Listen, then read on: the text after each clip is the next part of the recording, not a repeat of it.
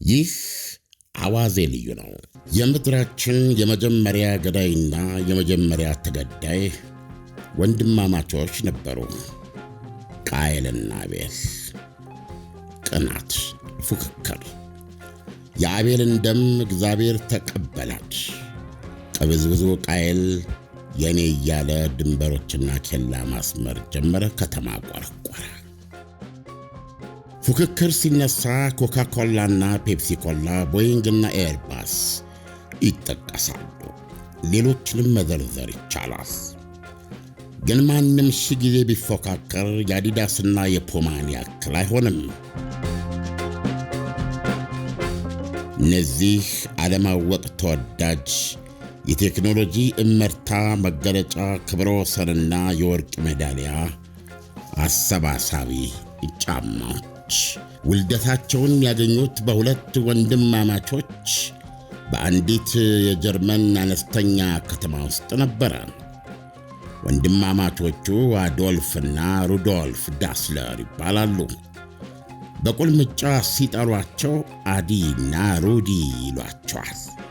ወንድማማቾቹ ሩዶልፍና አዲ ወይም ተዘውትረው በሚጠሩበት ስማቸው ሩዲና አዲ የጫማ ሰፊ ልጆች ነበሩ። በሁለት ዓመት ልዩነት በ1898 እና በ19 ዓመተ ምህረት ተወለዱ። ትልቁ ሩዲ ሲሆን ተከታዩ ደግሞ አዲ ነበረ። የትውልድ ከተማቸው ትንሿ የባቫሪያን ከተማ ሄርዞግናውራች ትባላለች። በመሃል ወንዝ የለያት ከወንዝ ወዲና ወዲያ ማዶ የሚባሉ ቀዮችን ያዋደች ከተማ ነበረች። ታሪካቸው የሚጀምረው ከአንደኛው የዓለም ጦርነት ማግስት በኋላ የ18ና የ20 ዓመት ወጣቶች ሳሉ ነበረ። ሁለቱም በጦርነት ወቅት የራሳቸው ተሳትፎ ነበራቸው። ከእነሱ ጋር የአዲዳስና የፑማ ታሪክ የተወለደው የአንደኛው ዓለም ጦርነትን የቋጨው የቫርሴይ ስምምነት ከተፈረመ በኋላ ነበረ። ጀርመን በምርኮኛነት የፈረመችበት ነበረ፣ ፓሪስ ባቡር ውስጥ። ኋላ የአዲዳስ ሰሪና ባለቤት የሆነው ትንሽየው አዲ ከተጣሉ ቀበቶችና ሌጦች እንደዚሁም ወታደራዊ ዩኒፎርሞች ላይ እየቀዳደደ ሁሌም በጭንቅላት ውስጥ የኖረውን የስፖርት ጫማ መስራት ጀመረ። በእናቱ የልብስ ማጠቢያ ላውንድሪ ክፍል ወደ ተግባር ሊተረጉመው የተነሳው ጫማ በወቅቱ ታይቶም ተሰምቶም የማይታወቅ ቀላልና ጠንካራ የሆነ መጫሚያ ነበረ። አዲ ይህን ሐሳቡን በተሳካ ሁኔታ ፈብርኮ ለማውጣት የሚያስችለው ፈጠራ ባለቤት ሆኖ ለራሱና ለወገኖቹ መልካም ሕይወት ተጋ። ብዙ ጊዜ አልፈጀበትም። የመጀመሪያውን የስፖርት ጫማ ፈበረከ። ከጦርነቱ ማክተም ጥቂት ዓመታት በኋላ ከእናቱ የልብስ ማጠቢያ የጓሮ ክፍል ለቆ ሄርዞግናውራች መዳረሻ ቀበሌ ውስጥ ድርጅት ከፈተ። በፖሊስ ሥራ ላይ የነበረው ታላቅ ወንድሙ ሩዲም ዩኒፎርሙን አውልቆ ጣልና በ1924 ዓ.ም ከወንድሙ ጋር ተጣምሮ ገብሩደር ዳስለር ሹህ ፋብሪካ ብለው ከፈቱ። የዳስለር ወንድማማቾች የጫማ ፋብሪካ ማለት ነው። እውነቱን ለመናገር የወንድማማቾቹን ድርጅት ፋብሪካ ማለት ይከብዳል።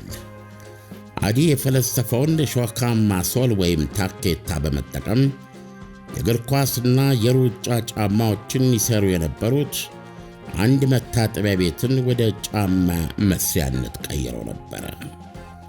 ደግነቱ ስፋት ያለው መታጠቢያ ቤት ነበረ። በወቅቱ በፈረንሳይ ጡጫ ተደቆሳ ምርኮ የተፈራረመችው ጀርመን የኤሌክትሪክ አገልግሎት የተሟላ ስላልነበራት በሬሽን ነበር የምታዳርሰው።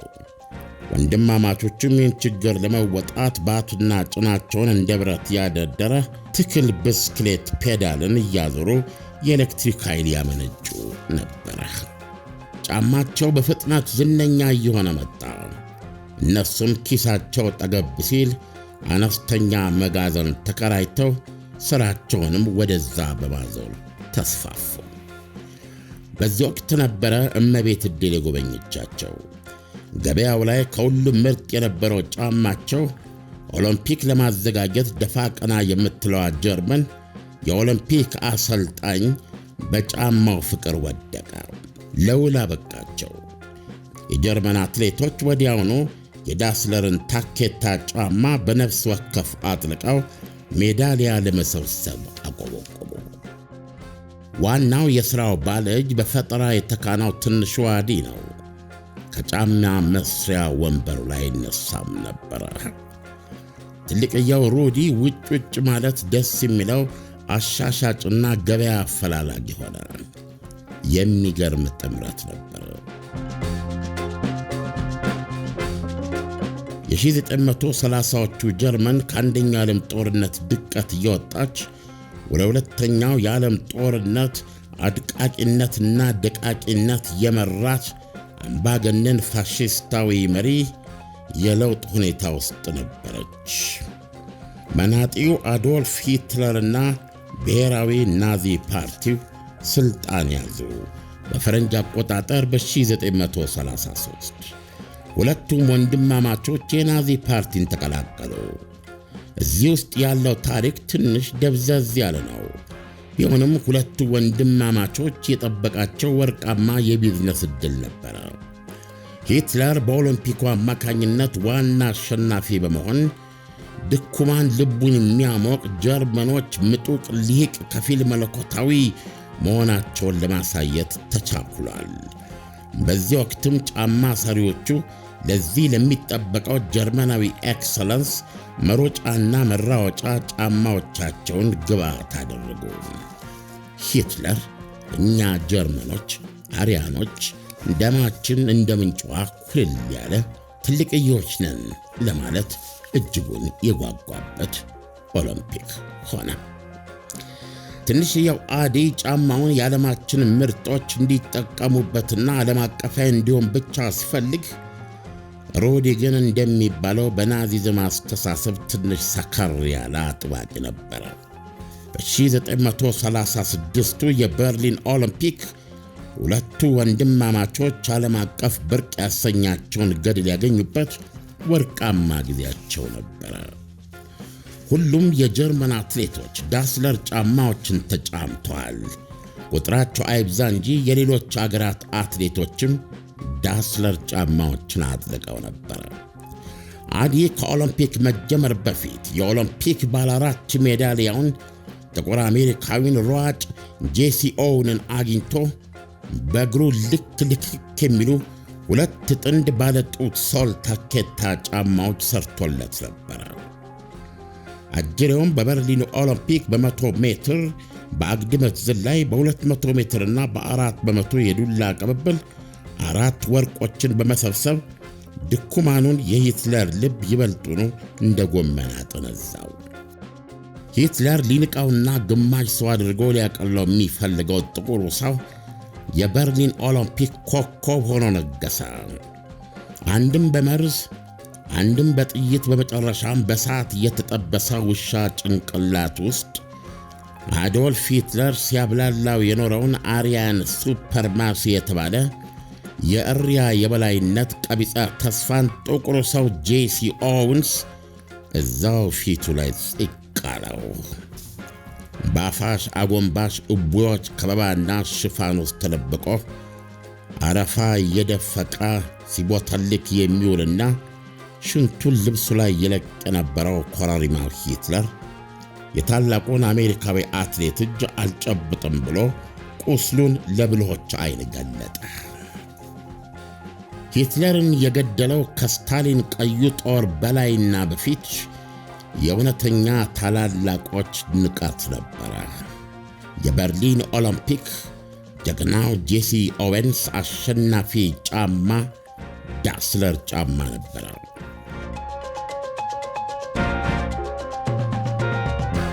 ጊዜው እያለፈ ወደ ሁለተኛ ዓለም ጦርነት መቃረቢያ ሰሞን በሁለቱ ወንድማማቾች ቤተሰብ መካከል የመጀመሪያው መቃቃር ይታይ ጀመረ።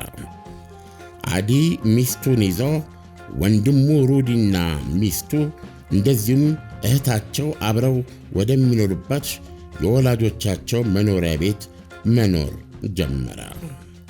ሰፊና ትልቅ ማለፊያ መኖሪያ ቤትና ቅጥር ነበር።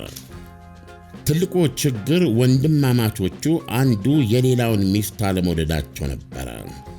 እንዲህ አይነት ስሜት ይዞ በአንድ ጣራ ስር ተጣቦ መኖር ደግሞ ሁኔታዎችን ፈንጂ የሚያደርግ ነበር። አዶልፍ ሂትለርና የጀርመን ሰራዊት ፖላንድን በመውረር አውሮፓን በአፍጢሟ ጦርነት ውስጥ ሲደፏት ዳስለር ወንድማማቾችም የግል ጦርነት ውስጥ ገቡ። የሁሉም ጀርመናዊ ሕይወቱ መላ ህልውናው ወደ ጦርነቱ ሲቃኝ የስፖርት ጫማ ሰርቶና አትርፎ የመኖር ተስፋ ውሃ በላው። ኋላ የአዲዳስ አባት የሆነው የያኔው አዲ በ1940 በመከላከያ ኃይሉ ቨርማክት የሬዲዮ ኦፕሬተርነት ተመልምሎ ዘመተ። ይሁንና ያን የመሰለ ቢዝነሱን መዝጋት ተገቢ ሆኖ ስላልተገኘ የቢዝነሱ አንቀሳቃሽ ሞተር ደግሞ እሱ መሆኑ በመታወቁ ወደ ሥራው ወዲያውኑ እንዲመለስ ተደረገ። አዲ ወደ ፋብሪካው ከተመለሰ በኋላ ወታደራዊ ቁሳቁስና ለፋሽስቱ የአትሌቲክስ ንቅናቄ የሚበጁ አልባሳትን መስራት ጀመረ። ከጦርነቱ መጀመሪያ 1939 ጀምሮ በፈረንጅ ነው እስከ 1943 በነበሩት ዓመታት የቤተሰቡ ውጥረት ይበልጥ ከረረ። ከድጡ ወደ ማጡ እየሆነ መጣ። አዲ ድርጅቱ ከሚገባው በላይ የቤተሰብ ቅጥር በዝቶበታል በሚል የእህታቸውን ሜሪ 2 ወንድ ልጆች ፋብሪካ ውስጥ አልቀጥርም አለ። ታላቅ ወንድምየው ሩዲ በዚህ እጅግ ተበሳጨ። ምክንያቱም ትንሽ ወንድሙ በዚህ የጋራቸው በሆነው ድርጅት ውስጥ የውሳኔ የበላይነትን እየጠቀለለ መስሎ ተሰምቶት ስለነበረ ነው። አዲ የእህቱን 2 ልጆች አልቀጥርም ብሎ እምቢኝ ማለቱ ሁለቱን የእህቶቹን ልጆች በሕይወት ተመልሰው ወዳልመጡበት ጦርነት ተመልምለው እንዲዘምቱ አደረጋቸው። እምቢውን ታዲያ እንደ ሸረሪት ድር የሳሳውን የወንድማማቾቹን ቤተሰባዊ ግንኙነት ጨርሶ አልበጠሰውም ነበር። መቁረጫ ሁነት የተፈጠረው የተባበሩት ኃይሎች የአየር ድብደባን ለማምለጥ ቤተሰቡ ወደ ቦምብ መከላከያ ክፍል መራወጥ እንደጀመረ ነበር። በ1943 የመጀመሪያው ወራት ውስጥ ነበረ ጊዜው።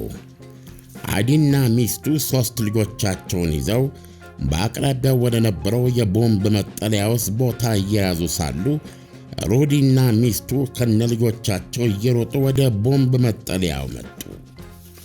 ገና እየገቡ ሳለ አዲ ሂር ካም ዞዝ ስዋይንሃውንድስ አጌን ሲላው ተመተመ። የጀርመንኛ እንግሊዝኛ ትርጉሙን የሰማችሁት። ስዋይንሃውንድ ከ2 ቃላት የተሰራ አዳኞች በተለይ የአሳማ በሚያድኑበት ጊዜ ከፊት የሚያስቀድሙት የውሻ አይነት መጠሪያ ስም ነው። በመደበኛ ቋንቋ ውስጥ ያለው የተለመደ ጥቅም ደግሞ ስድብ ነው። ከይቅርታ ጋር ትርጉሙ ብስብስ ማለት ነው። እነዚህ ብስብሶች ድጋሚ መጡ ማለቱ ነበረ አዲ ያኩተመተመው አረፍተ ነገር ትርጉም። አዲ እነዚህ ብስብሶች ድጋሚ መጡ ያላቸው የአገሬው ሰው በተራ ቋንቋ ሸርተቴ የሚለው አጣዳፊ ወደ መጸዳጃ ቤት እንደሚያሯሩጠው ሁሉ የናዚን ሰማይ ተቆጣጥረው ሥራ በሠረቱን በቦምብ ያበራዩት የነበረውን የሁለተኛ ዓለም ጦርነት አሸናፊ ኃይሎች ተዋጊ ጀቶችን ማለቱ ነበር።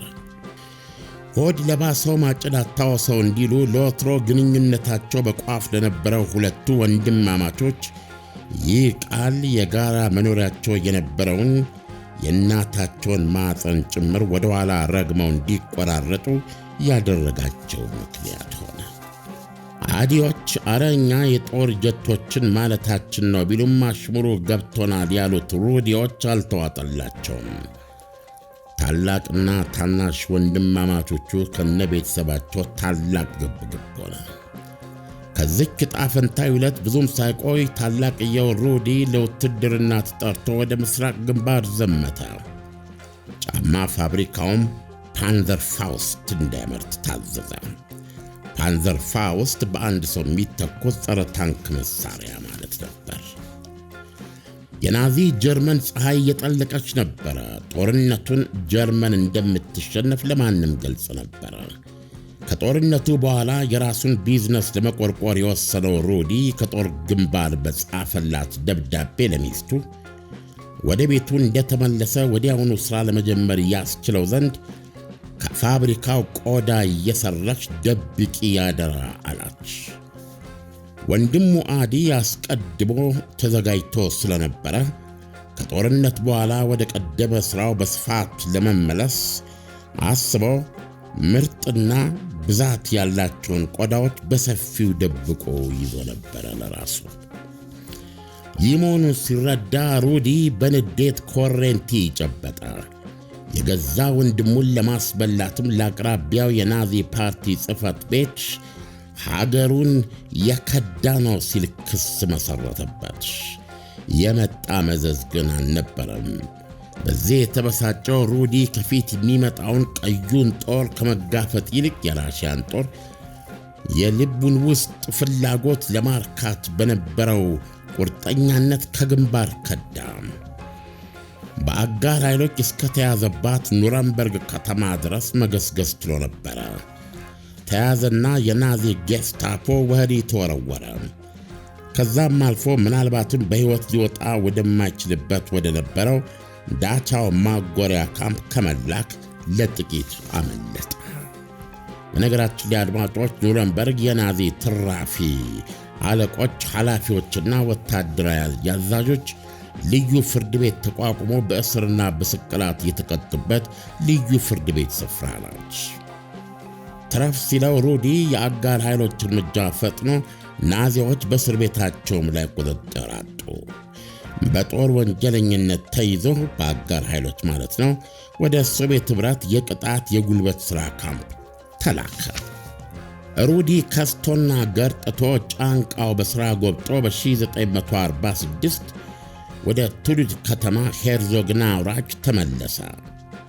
ከተባበሩት የቃል ኪዳን ኃይሎች መካከል ወደ ዝቼ ባቫሪያን ትንሽ ከተማ ሄርቶግናውራች ቀድሞ የደረሰው የአሜሪካ ጦር ነበረ። በወቅቱ የጀርመኖች ውስጣዊ የተጋትሮ ንቅናቄም ተሸንፎ ስለነበረ የአሜሪካኖቹ ተልእኮ በጦርነቱ ወቅት የጀርመን ጦር ማሽንን በማምረት ሥራ ላይ ተጠምደው የነበሩ ፋብሪካዎችን ወይም ማምረቻዎችን ዶጋመድ ማድረግ ነበረ። የአሜሪካ ሰራዊት ወደ ዳስለሮች ጫማ ማምረቻ በመገስገስ ሸርማን የተባሉ ታንኮቻቸውን አፈሙዝ ፋብሪካው ላይ ደገኑ። ዶጋመድ ሊያደርጉት። በዚህን ጊዜ የአዲ ሚስት ካቲ ከፋብሪካው አጠገብ ከነበረው ቤት ሮጣ በመውጣት እጇን ወደ ላይ ከፍ አድርጋ ሰቅላና ያውለበለበች ሰራዊቱ እንዳይተኩስ እግዚኦ በማለት አሰማች። የቋንቋ መግባባት አስቸጋሪ ቢሆንም ይህን ያነጣጠሩበት ፋብሪካ በ1936 የበርሊን ኦሎምፒክ አንጸባራቂ ገደል የሠራው የአገራቸው ልጅ ጥቁር አሜሪካዊ ጄሲ ኦዌንስ ለድል የሮጠባቸው ዳስለር ጫማዎች የተሰሩበት ፋብሪካ መሆኑን እንደምንምና እንደማንም ማስረዳት ቻለች። ምንም እንኳ ፋብሪካው ግብሩን ለውጦ በአንድ ሰው የሚተኮስ ጸረ ታንክ ማምረቻነት መለወጡን የአሜሪካ ሰራዊት በዐይኑ በብረቱ ቢያይም ካቲ ይህን ብታደርጉ ከዚህ ፋብሪካ ጋር የተያያዘ ታሪካችሁንም አብራችሁ ማውደም ይሆንባቸዋል ስትል አሳመነቻቸው። ከዛ በኋላ አዛዥ መኮንኑ የጫማ ፋብሪካውን ባወድምም የሚገኝ ታክቲካል ድል አልታያለው። ዳስለር የጫማ ፋብሪካ የአጋር ኃይሎችን ቅጣት ተርፎ ከጦርነቱ በኋላ የጫማ ሥራውን ለመቀጠል ዕድሜና ዕድል አገኘ። ዕድሜ ለካቲ። ወንድማማቾቹ ክፉን የጦርነት ዘመን በሕይወት ቢሻገሩም በመካከላቸው ያለውን ቅራኔ መሻገር አልቻሉም ነበረ። አገሪቷ በአሸናፊ ኃይሎች በሶቪየት ቀይ ጦርና በአሜሪካ መራሹ ምዕራባውያን ኃይል ቁጥጥር ስር ስትወድቅ የወንድማማቹና ቤተሰቦቻቸው ቅራኔ ከፋ። የቃል ኪዳን ኃይሎች ከጦርነቱ በኋላ ዲናዚፊኬሽን ትራያልስ ያሉትን ሀገሪቱን ከናዚዝም ጥንባት የማጽዳት የፍርድ ቤት ምርመራ ዘመቻ ጀመሩ። ተከሳሽ ተደርጎ ተጠርጥሮ ወደ ፍርድ ቤት የመጣ ሰው በጦርነት ወቅት ምን ሲሰራ እንደነበረ ይናዘዛል። ከወንድማዊነት ወደ ማሉና ተገዘቱ ጠላትነት የተሸጋገሩት ሁለቱ ወንድማማቾች አንዱ ሌላውን ለማስገደል አንዳቸው በሌላቸው ላይ በሐሰት መሰከሩ። ይገርማል። አዲ ታላቅ ወንድሙ ዋሩን ኤስኤስ የሚባለው የናዚ ፓራ ሚሊተሪ ኃይል አባል ነበረ ሲል በሐሰት ወነጀለው። ነገር ግን ወንድሙ ልቡን ለናዚ ርዕዮተ ዓለም ያስገዛ ሰው እንደነበረ በትክክል መሰከረበት። ሩዲ በበኩሉ ደግሞ ወንድሙ አዲን በሂትለር የወጣቶች ንቅናቄ ውስጥ እስከ አንገቱ የጠለቀ የናዚ ጭፍራ ነበር ሲል መሰከረበት። ለታላቅየው ሩዲ የለም ሩዲ ፓራሚሊተሪ ኃይል አባል አልነበረም ብሎ መስክሮ ሊያወጣው የቀረበ ማንም ሰው አልተገኘም። ለአዲ ግን አያሌዎች ጎረፉ። አዲ ፖለቲካ መቼም ማርኮትና ገብቶበት የማያውቅ ነገር እንደሆነና በሂትለር ወጣቶች ንቅናቄ ውስጥ የነበረው ሚና የአትሌቲክስ አሰልጣኝነት ብቻ እንደነበረ ተናገሩለት። ስብሰባቸውንም ሆነ ርዕዮተ ዓለማቸውን ሳይጋራ የኖረ መሆኑ ተነገረለት። ከምስክርነት ሁሉ አዲን ከአጋር ኃይሎች የስር ካምፕ ያዳነው የሄርዞግ ናውራች ከተማ የቀድሞ ከንቲባ ቃል ነበረ። ከንቲባው በዘራቸው ግማሽ ይሁዲ ነበሩ። የጌስታፖ ፖሊሶች ወደ እሳቸው ለመምጣት እየተማከሩ መሆኑን ቀድሞ በማወቅ በጊዜ ቤተሰባቸውን ይዘው እንዲሸሹ መረጃ የሰጣቸው ሰው እንደነበረ ተናገሩለት። ይህን በማድረግ በተጨባጭ ሕይወታቸውን ያዳነ ሰው ነበር አዲ። ይህ ሰው ሕይወት አዳኝ መሆኑ ብቻ ሳይሆን የሂትለርን አትሌቶች የወርቅ ሜዳሊያ ሰብሳቢነት ጀብዱ ያኮሰመነው ጥቁር አሜሪካዊ ጄሲ ኦዌን የድል አድራጊ ጫማዎችን የሠራና የሰጠው መሆኑ ግምት ውስጥ ገባለት። የቃል ኪዳን ኃይሎች አቃቢያን ሕግ ከዚህ የተነሳ አዲን እስር እንዳይፈረድበት ወሰኑ። ነገር ግን ለበርካታ ዓመታት ምንም አይነት ቢዝነስ በባለቤትነት እንዳይዝና እንዳይሠራ አገዱት ወይም ፈረዱበት። ታላቅ ወንድምየው በአንጻሩ በናዚዝም ባሪያነትና በጦር ተከሳሽነት ተፈርዶበት ወደ አሜሪካ የስር ካምፕ ተላከ። ነገር ግን አጋር ኃይሎች ያንን ሁሉ ናዚ የሚያስሩበት ቦታ እየጠበባቸው ስለመጣ ሩዲን በ1948 ፈተው ለቀቁት። ሩዲም ወደ ሄርዞግ ናውራች ተመልሶ መጣ። ወንድማማቾቹም ለአንዴና ለመጨረሻ ጊዜ ለመለያየት ተቀመጡ። ከፋብሪካ ያላቸው ድርሻ ተካፈሉ፣ ተደራድሩ፣ ወሰኑ። የወረቀት ሥራው በዛው ቀን ከእኩለ ሌሊት በኋላ ተጽፎ አለቀ፣ ፈረሙበት። በዛኑ ቀን ሌሊት ሩዲ ቤተሰቡን ይዞና ዕቃዎቹን ሰብስበው ከተማዋን የሚከፍለውን ወንዝ ተሻግሮ ወደ ከተማይቱ ደቡባዊ ክፍል ተጓዘ። እዛም ኑሮውንና ሥራውን እንደገና ማቅናት ጀመረ። ከጋራ ፋብሪካቸው ሠራተኞች 1/3ኛውን አስከተለ ለራሱ። ብዙዎቹ የጫማ ሥራ ሐሳብ አፍላቂዎችና የምርት ኤክስፐርቶች ከአዲ ጋር ቀሩ። ብዙዎቹ የገበያ ጥናትና የሽያጭ ክፍል ሠራተኞች ደግሞ ሩዲን መርጠው ወንዝ ተሻገሩ። እነሆም በ1948 ታላቅ ወንድምየው ሩዲ ዳስለር ፑማ ጫማን መሠረተ። ምንም አይነት ቢዝነስ እንዳይኖረውና እንዳይሠራ ታግዶ ተጥሎበት የነበረው አዲም ከአንድ ዓመት በኋላ እገዳው ሲነሳለት በ1949 የእሱንና የአባቱን ስም አጋጅቶ አዲዳስ ያለውን ጫማ ፋብሪካ ከፈተ። የጫማው መለያ የሆነውንና አሁን ሳር ቅጠሉ የሚያውቀውን ባለ 3 መስመር ነጭ ሰረዝ በንግድ ምልክትነት አስመዘገበ። ወደ ደመኛነት የተቀየሩና የትውልድ ከተማቸውን ከወንዝ ወዲና ወዲያ ማዶ በሚል ባላጋራነት ከፈሉ የወንድማማቾች ጠላትነት የፈጠረው የስኒከሮች ፍልሚያ ተጀመረ። ተከታዩ ታሪካችን የስኒከሮች ፍልሚያ ተብሎ የሚታወቀውን የፑማና አዲዳስን አስደናቂ ፉክክር ይዞ ይቀርባል። በዚህ ፉክክር የሳሱለት ገንዘብ አልነበረም። ባላቸው አቅም ተፋልመው ሁለቱም ጫማዎች ዝነኛ ዓለማወቅ የስፖርት ጫማዎች ለመሆን በቅተዋል። ተከታዩ ታሪካችን የስኒከሮች ፍልሚያ ተብሎ የሚታወቀውን የፑማና አዲዳስ አስደናቂ ፉክክር ይዞ ይቀርባል። ይህ አዋዜ ልዩ ነው።